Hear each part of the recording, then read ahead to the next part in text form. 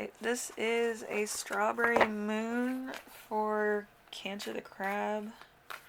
So full moon, that's happening June 21st. I think some people might be born that day. On the summer solstice. And it's going to happen at 9:08 p.m. in the afternoon in Capricorn. This is the first twin moon of this year.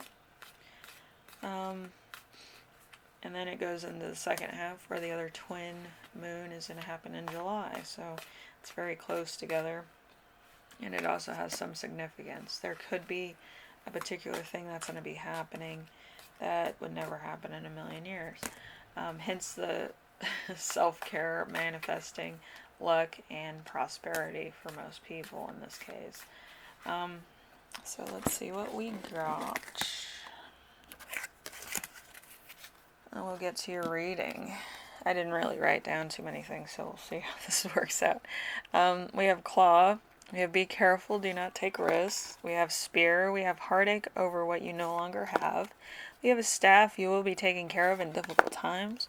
We have sunrise. We have new creative ideas, new ventures, a fresh start. We have a fox. We have shrewdness and resourcefulness, especially in business. We have finger. We have warning you of a problem either now or in the near future. We have coins. Money will be coming to you. We have dragon. We have beware of self-delusion. We have archway. We have new opportunities, possibilities, and paths opening up. We have a cup. You will accept valid criticism, or you should anyway. We have cat. We have two-faced friend. We have September. That could be somebody's birthday or an event that's going to happen. We have boot. We have increase your efforts if you want to achieve your goals. We have November. That can be somebody's birthday or an event. And like with my cats, there could also be an argument. My cats always argue around this time for some reason or another. So it happens. Okay, how can you expand your ambitions? We have adventure, and some of your life could be played out. 2 based on comfort zone or routine. You might want to actually kind of move around a little bit. What have you achieved so far? We have clear-mindedness and a moocher. So somebody could be a moocher. You could be a moocher. Other people could be mooching off you and you don't know it. People could be taking your money. People could be isolating you, or they could be kind of playing yes men when they're already like being thieves. So be very careful about money, finances, and stuff in your house. Like keep note of like where your stuff is in certain rooms, how many of things you have. Make like an itemization list and make sure that you have the value, a picture, stuff like that, because I feel like somebody's trying to steal from you.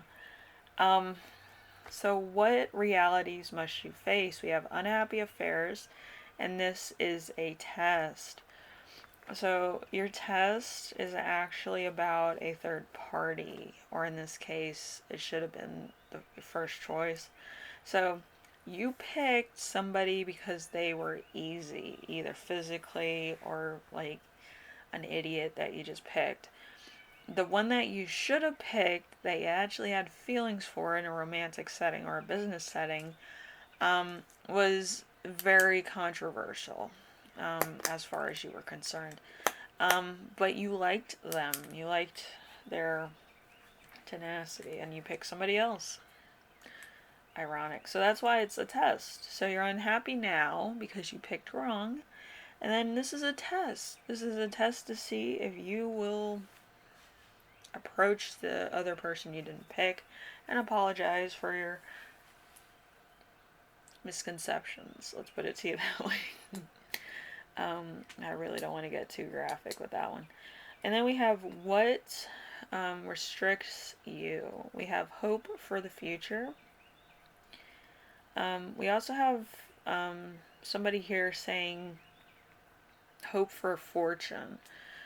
Like they're like stealing from you and you might not know it, and you don't want people to know what you're doing, or people don't want you to know what they're doing to your particular situation. There's also a traditional exit. I don't know what that is. I don't know what a traditional exit is. Um, I watch a lot of gangster movies, and a traditional exit is kind of going into something the same way you came. Like it's an in and out from like the same door or the same outpost. Like, you know what I mean?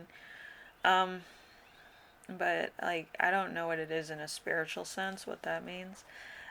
It could be that you got yourself into a situation because you perceived something to be bad and it wasn't, and then you're knowing something's bad and you're perceiving something else as good. Like that could be the switch, but it'll resolve in the next half of the year. So you might have to do a lot of patchwork or a lot of trust tests with certain people that either work for you, if that's the case, or work with you, or you're friends with, or your family, or whatever have you, and actually do trust tests with them to see who is the stinker.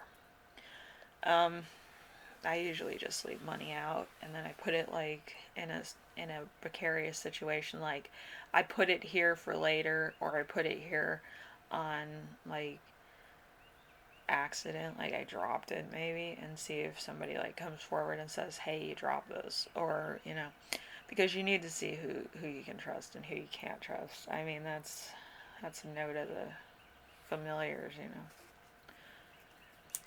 Um, the note of the familiars is what witches use to find which cat, dog, animal would safeguard their energy as well as their belongings. And you pick an animal that will guard your house based on their loyalty towards you.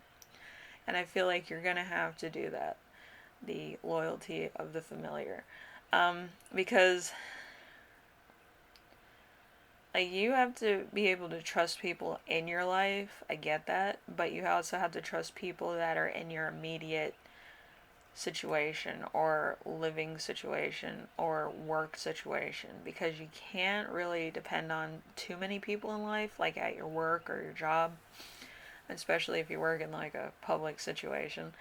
But you do have to trust a few people in this life, and I feel like you do have to do those trust tests every once in a while to find out who is still for you and see which people are just using you for their own gain. It's a great trust test to do on like new people at your job or people that you're kind of unsure about. You just give them like a lot of little tests. You don't tell them it's a test, but you like record it. You set it up. If they take the money without saying anything to you, you call the police. It's written up. They get charged with something, that type of thing. If they do return it to you, um, then it's all good. They picked it up, they gave it to you, they wanted to make sure that you weren't without, whatever. I do that myself. I'll pick it up, run after the person, say, "You dropped this," and then like run back to where I was. But you have to have somebody that's looking out for you in your life, and I feel like you don't have too many people like that, or you may have so many people around you, you forgot which one was honest with you and which one wasn't. Like, which one was like a cold hire, which one wasn't.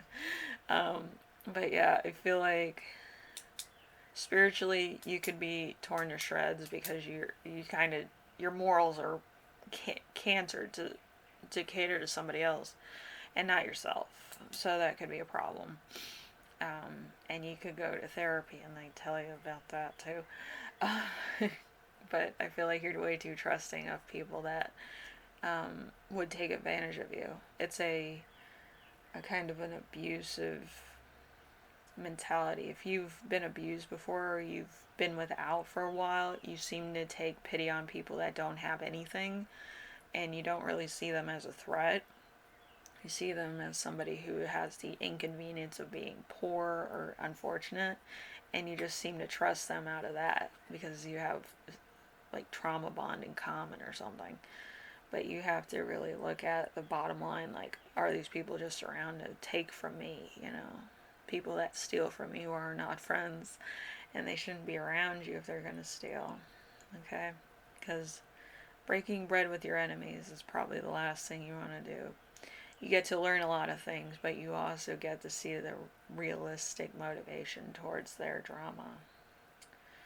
Alright? So just be realistic about who you trust. I feel like you need to do some trust tests. Um, anyway, I will see you in the next reading.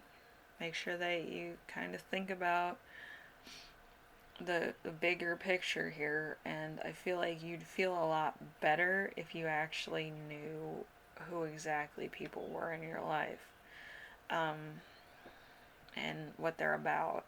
I feel like you're kind of in the dark about that. Anyway, I will see you in the next reading. Take care of yourselves, take care of everyone, and I will see you in the next reading. Take care of yourselves most of all. I feel like you're going through some things and you might be depressed.